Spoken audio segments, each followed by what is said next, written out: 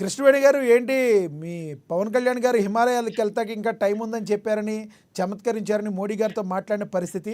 కానీ పవన్ కళ్యాణ్ గారు మోడీ గారికి ఈ విషయంలో ఒక అండర్స్టాండింగ్ ఉంది, వాళ్ళు ఒక మంచి స్నేహభావంగా వెళ్తున్నారని చెప్పి రెండు తెలుగు రాష్ట్రాలు కాదు భారతదేశం కూడా చర్చనీయాంశంగా మారిన మాట వాస్తవం. అయితే కుంభమేళాలో పవన్ కళ్యాణ్ గారు ఎప్పుడైతే అక్కడ స్నానం చేశారో ఆ టైంలో ఆయన ఒంట్లో గాయత్రి ఏదైతే ఉందో, జంధ్యం ఏదైతే ఉందో దాని గురించి కానీ, లేదంటే ఆయన బాడీ షేమింగ్ గురించి కానీ వచ్చిన ఒక రకమైన దీన్ని ఏ కోణంలో చూస్తారు మీరు? కొన్ని మీడియాలో వచ్చిన దీన్ని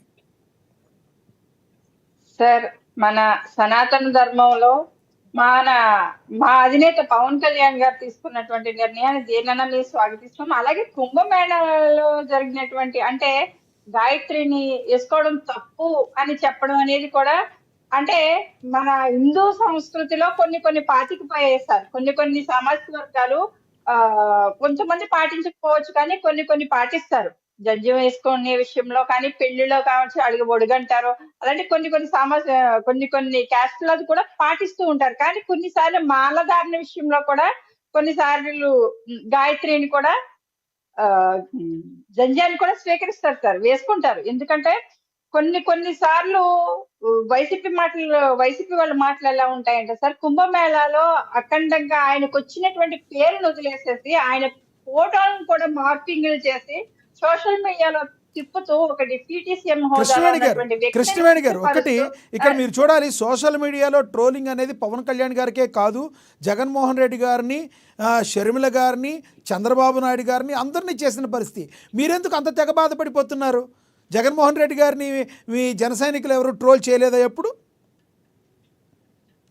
సార్, మేము మా ట్రోలింగ్ కి వాళ్ళ ట్రోలింగ్ కి చూడొచ్చు సార్. మాది ఏం చేసినా సరే కానీ హుందాగా ఉంటది, ప్రజల్ని కదిలించే విధంగా ఉంటది.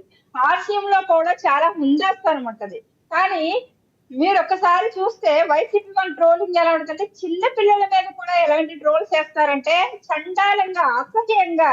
ఇవాళ వాళ్ళ సిస్టర్ శర్మిల గారిని చూడొచ్చు సార్, ఆమె క్యారెక్టర్ ని కించపరుస్తూ వాళ్ళ అన్న పార్టీ వాళ్ళకి సంబంధించి అన్నయ్య మాట్లాడిందని షర్మిల గారే స్టేట్మెంట్ ఇవ్వడం జరిగింది. తన బిడ్డల మీద ప్రమాణం చేసి నేను ఏ తప్పు చేయలేదు, ప్రభాస్ అనేటువంటి వ్యక్తి ఎవరో నాకు తెలియదని ఒక ఆడబిడ్డ చెప్పుకునేటువంటి దుస్థితికి తీసుకొచ్చారంటే, వాళ్ళ ఇంట్లో తల్లిని చెల్లిని గౌరవించలేనటువంటి వ్యక్తులు ఎదుటి వ్యక్తుల్ని ఏ విధంగా వీళ్ళు గౌరవిస్తారు? పవన్ కళ్యాణ్ గారి మీద కించపరుస్తూ ఎలాంటి పోస్టర్స్ రిలీజ్ చేస్తారు, ఎలాంటి అసభ్యకరమైనటువంటి ట్రోలింగ్ చేస్తున్నారన్నది కూడా తెలుస్తారు. మేము అందరం కూడా ఖచ్చితంగా ఇలాంటి వైసీపీ సోషల్ మీడియా మీద ఇది మాత్రం ఖచ్చితంగా కేసులు కూడా పెట్టడం జరుగుతుంది, పెడతాం కూడా.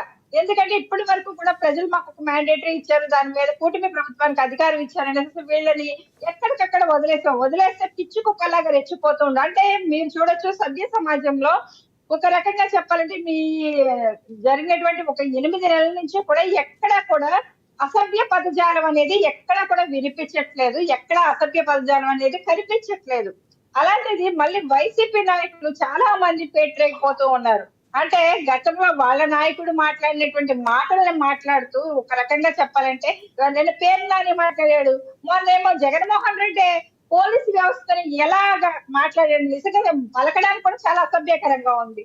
ఒక పోలీసు వ్యవస్థను ఆ విధంగా మాట్లాడాడంటే నిజంగా ఈయన ప్రజానాయకుడా, నిజంగా ఒక క్రిమినల్? ఏంటి సార్ ఈ చండాలం? ఆల్రెడీ ప్రజలు పంపించారు. రైట్ కృష్ణవేణి గారు, మళ్ళీ వస్తాం మీ దగ్గరికి. మనతోటి స్టూడియోలో అందుబాటులో రాజకీయ విశ్లేషకులు వేల్పూరి శ్రీనివాస్ గారు ఉన్నారు, ఆయనతో మాట్లాడదాం. వేల్పూరి శ్రీనివాస్ గారు నమస్తే అండి. వేల్పూరి శ్రీనివాస్ గారు, ఏదైతే పవన్ కళ్యాణ్ గారు